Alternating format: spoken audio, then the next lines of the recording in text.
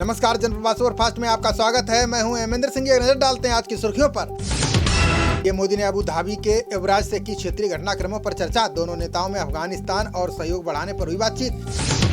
केंद्र सरकार ने आवश्यक दवाओं की लिस्ट में किया बदलाव। 39 और नाम किए गए शामिल 16 को लिस्ट से हटाया। केंद्र ने अब तक कोरोना टीके पर खर्च किया 37% बजट। केंद्रीय स्वास्थ्य मंत्रालय ने RTI में दी जानकारी। अब स्वदेशी ड्रोन रोधी प्रणाली करेगी ड्रोन हमलों का मुकाबला। DRDO और BEL द्वारा निर्मित प्रणाली का होगा इस्तेमाल। सुप्रीम कोर्ट ने RBI गवर्नर के खिलाफ खारिज किया मानना याचिका। लोन खातों में NPA घोषित करने के मामले में दी गई थी अर्जी। ब्रिक्स के 13वें सम्मेलन के एजेंडे में होगा अफगानिस्तान संकट। भारत करेगा सम्मेलन की अध्यक्षता। चीन ने दिए संकेत। एस जयशंकर ने EU के विदेश मंत्रियों की बैठक को किया संबोधित। बोले हिंद प्रशांत क्षेत्र और अफगानिस्तान की स्थिति संवेदनशील। हरियाणा में मॉडल संस्कृति स्कूल में गरीब बच्चों को मिलेगी मुफ्त शिक्षा। CM मनोहर लाल खट्टर की अध्यक्षता में हुई बैठक में लिया गया निर्णय। CM उद्धव ठाकरे द्वारा बुलाई गई सर्वदलीय बैठक में हुआ फैसला। OBC आंकड़ा जुटाए जाने तक नहीं होंगे स्थानीय निकाय चुनाव। CM योगी ने कई जिलों में बाढ़ प्रभावित क्षेत्रों का किया दौरा। पीड़ितों से मुलाकात कर दिया हर संभव मदद का भरोसा। पीयूष गोयल ने कपड़ा क्षेत्र में $100 अरब के निर्यात का रखा लक्ष्य। बोले उत्पादन आधारित प्रोत्साहन योजना को मंत्रिमंडल जल्द देगा मंजूरी। शिक्षा मंत्री धर्मेंद्र प्रधान ने केंद्रीय विश्वविद्यालयों को दिया निर्देश। बोले रिक्त पदों को भरने के लिए अभियान चलाएं कुलपति। 5 सितंबर को किसान महापंचायत में शामिल होंगे 300 से ज्यादा संगठन। 22 राज्यों के प्रतिनिधियों से मिली सहमति। पुलिस प्रशासन सतर्क। हरियाणा की अधिकतर खाप भी पंचायत में होंगी शामिल। पंजाब व हरियाणा के संगठनों के वॉलंटियर संभालेंगे व्यवस्था।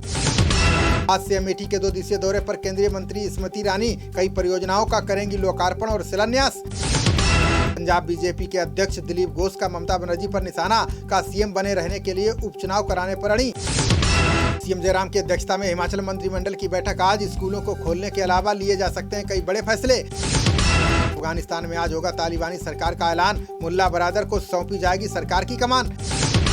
पंजशीर में तालिबान और नॉर्दर्न अलायंस के बीच भीषण जंग जारी। दोनों तरफ से लड़ाकों ने एक दूसरे पर जीत का किया दावा। तालिबान ने भारत की तरफ मधुर संबंध बनाने का बढ़ाया हाथ। भारत सरकार ने इस पर अभी नहीं लिया है कोई फैसला। तालिबान की कश्मीर टिप्पणी पर मुख्तार अब्बास नकवी की 2 टूक। का भारत में नमाजी मुस्लिमों को गोली नहीं मारी जाती। बायोलॉजिकल ई बना रही है 5 साल से बड़े बच्चों के लिए टीका। कार्बेवैक्स वैक्सीन के दूसरे तीसरे ट्रायल को मिली मंजूरी। 15 दिन में डेल्टा प्लस वायरस के मामलों में 6 गुना हुई बढ़ोतरी। थमा नहीं है संक्रमण का खतरा, कभी भी दिखा सकता है असर। देश में बीते 24 घंटे में कोरोना के आए 42,618 नए मामले, जबकि इस दौरान 330 मरीजों की चली गई जान। देश में संक्रमितों का आंकड़ा 3,29,45,000 के पार। अभी तक 4,40,225 लोगों की जा चुकी है जान। अभिनेत्री रकुलप्रीत सिंह से हुई 2.5 घंटे पूछताछ। 4 साल पुराने ड्रग्स मामले में ED ने भेजा था समन। संभल में प्रियंका गांधी ने कार्यकर्ताओं से चुनाव में जुटने का किया आह्वान। बोले प्रदेश में चल रही है लोकतंत्र को तोड़ने वाली तानाशाही सरकार। भाजपा सांसद सुब्रमण्यम स्वामी ने PM मोदी को लिखा पत्र। का UPA शासनकाल में हुए भ्रष्टाचार से संबंधित मुकदमों में हो रही देरी। झारखंड कांग्रेस प्रभारी RPN सिंह के खिलाफ पार्टी में बढ़ा असंतोष। प्रदेश कार्यालय पर विरोधी गुट ने RPN सिंह के खिलाफ किया प्रदर्शन। विद्यालयों में शिक्षकों के रिक्त पदों को तेजी से भरेगी योगी सरकार। 1,25,000 पदों पर नियुक्ति के लिए समिति का गठन। कश्मीर में मोबाइल टेलीफोन और फिक्स लाइन इंटरनेट सेवाएं बहाल। कट्टरपंथी नेता अली शाह गिलानी के निधन के बाद लगी थी रोक। यातायात नियमों का पालन नहीं करने वाले दिल्ली पुलिसकर्मी होंगे दंडित। विशेष पुलिस आयुक्त ने कड़ी कार्रवाई के जारी किए निर्देश। तमिलनाडु CM स्टालिन ने निजीकरण को बताया देश के लिए घातक। बोले चुनिंदा उद्योगपतियों का देश की संपत्तियों पर हो जाएगा कब्जा। हरीश रावत ने पंज प्यारे वाले बयान के लिए किया प्रायश्चित। उधम सिंह नगर के गुरुद्वारे में झाड़ू लगाकर श्रद्धालुओं के जूते किए साफ। देश के 100 जिलों पर पड़ेगी जलवायु परिवर्तन की सबसे अधिक मार। भारतीय विज्ञान संस्थान और IIT गुवाहाटी ने शोध में किया दावा।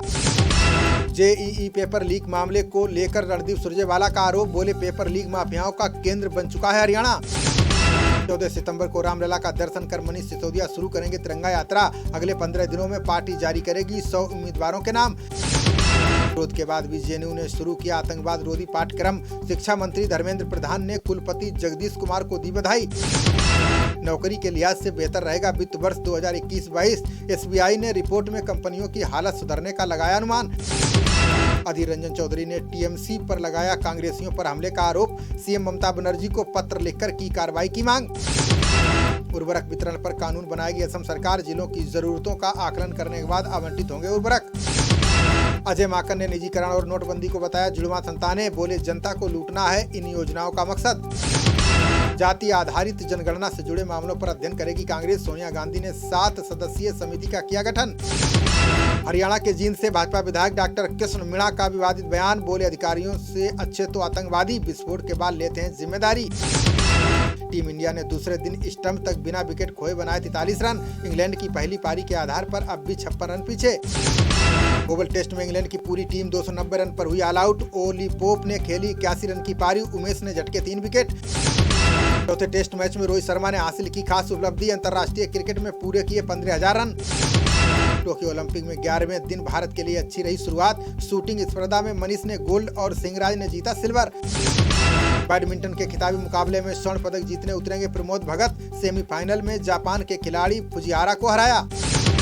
पैरा ओलंपिक में बैडमिंटन के प्रमोद के बाद सुहास एलवाई का भी पदक पक्का। शूटिंग से भी आ सकती है अच्छी खबर। तरुण ढिल्लन हारे। खबरों का सिलसिला जारी रहेगा। देखते रहिए जनप्रवाद। नमस्कार।